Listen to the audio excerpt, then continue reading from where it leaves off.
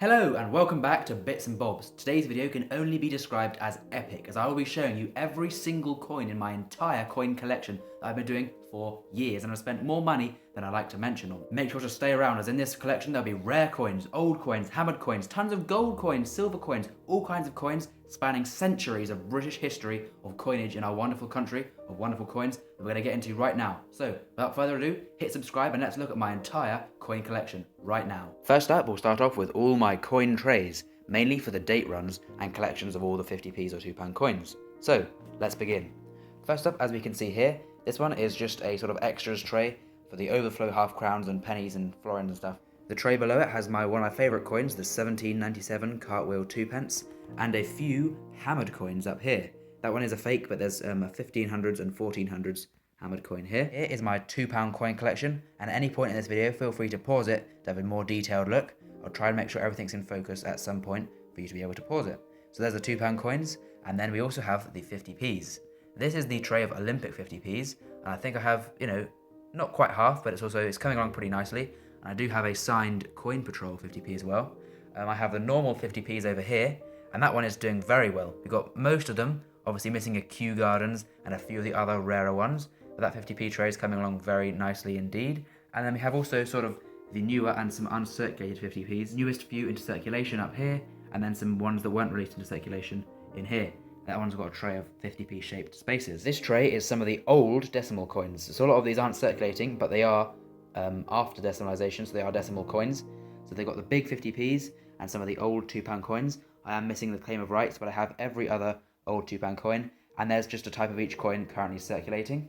On this tray over here, we have sort of the old round pounds at the top, and the new pound, and hopefully there's a new one coming out soon that can go in there. And we have an overflow of farthings, overflow of threepences, and my date run of the old decimal halfpennies, of which I'm missing two. This tray here is my crowns and £5 coins. To start off, we have a lovely George III crown from 1820. Then we have a one from 1895, and they slightly get newer and newer. We've got the Rocking Horse crown and George VI's coronation crown.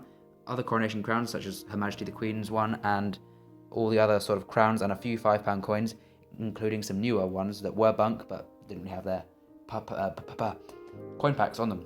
Hello, an interlude, because this is part 1. As you may have seen in the title, this will be part 1.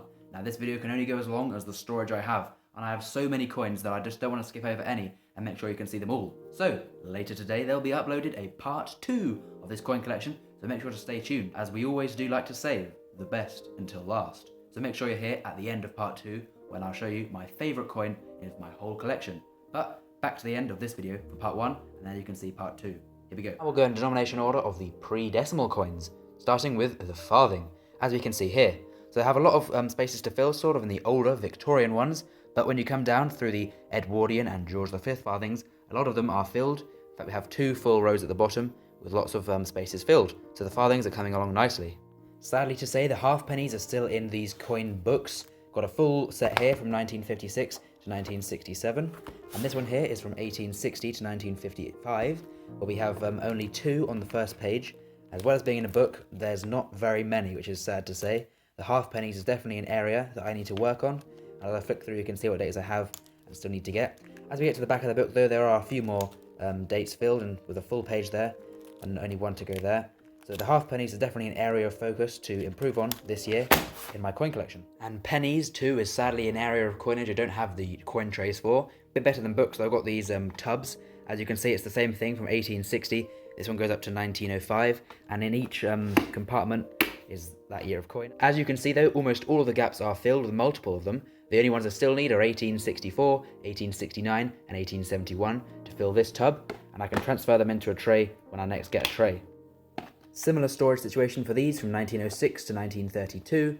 Again, just in different compartments, and this one is full completely, where I have every single year, as you can see, and quite a lot of them for each year, which is always good. And from 1932 onwards, I'm still using these tubs, as you may remember from last year. Has the date on and all the coins from that year in there. And I have a full set afterwards from 1932 to when they were last minted in 1967. I have a 1950, but the only one I still need in that time period is the 1951.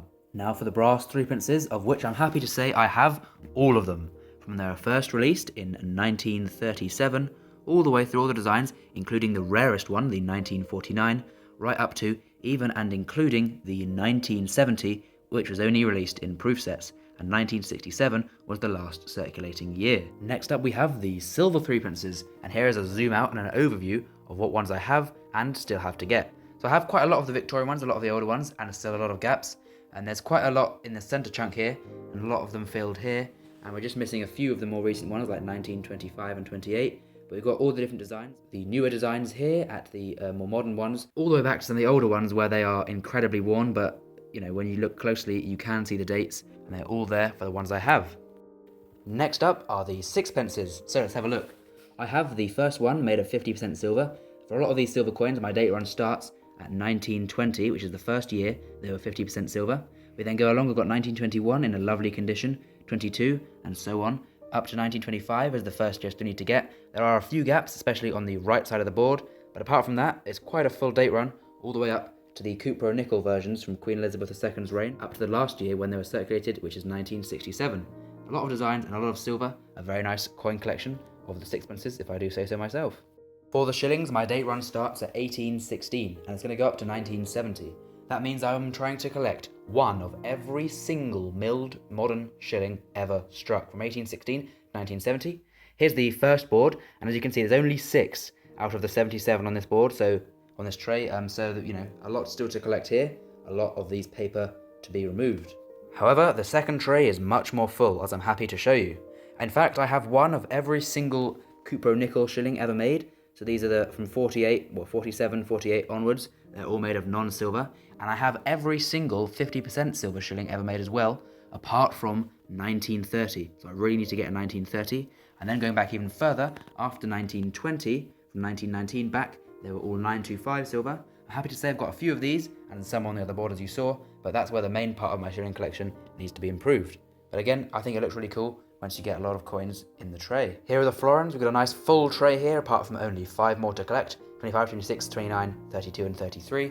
But apart from that, we've got the nice older ones here in the first years of 50% silver, all the way through different designs and different monarchs, right up here on this tray to 1962, and they're continued over there, as I said, on the other tray in the overflow tray. Half crowns, there are still quite a few to get, but there's also a lot already collected. I have a very nice 1920 half crown to start off the 50% collection, and also a very nice condition 1927, which I'm happy with. And there's a lot of, as I said again, all the different designs, all the different monarchs. On this tray goes up to 1960, with again the rest of them being on that overflow tray. But again, a nice collection of half crowns. The last thing I'll show you in this video before part 2 is the alphabet 10p's, of which I have B, C, E, F. As you can see on the first page, I have I, N, O, and the X for X marks the spot, V and T, which overall is quite a lot of the alphabet 10p's, but still again, quite a lot to get of these. And most of these are actually in bunk, as they, you don't really find them in your change, so you have to buy them. Thank you for watching part 1 of my entire coin collection, and I really hope you enjoyed it. And now we're going to go over to part 2. Quickly before you go though, remember, this is a competition, as we do every year, between me, Charles and Max, who has the best coin collection. Now, they will be also uploading their whole coin collection videos, and we'll put out a community post once they're all up, and you can vote on whose coin collection is the best, so, vote for me. There will be a link in the comments to the part 2 of this video, in which I will show you my rarest, most valuable, and all of my gold coins, so definitely go over there to see all the rare and valuable coins. I'll see you over there.